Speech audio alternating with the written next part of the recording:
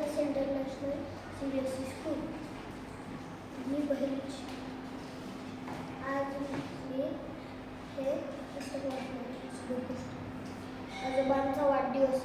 माझ्या आजोबांना आज 80 वर्ष पूर्ण झाली. हे कसे काय कोण झाले, पण त्यांनी मला एकट्यालाच सांगितले होते.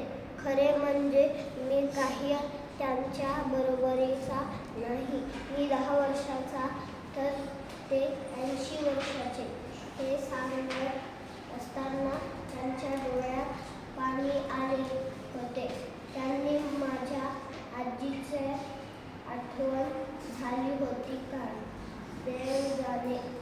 थोड्या वेळाने मी हे वृत्त माझ्या वडिलांना सांगितले. त्यांनी लागलीच ते माझ्या आईला सांगितले. आज रविवार असल्यामुळे आम्ही घरातील सर्व मंडळी एकत्रच जेवायला बसलो होतो.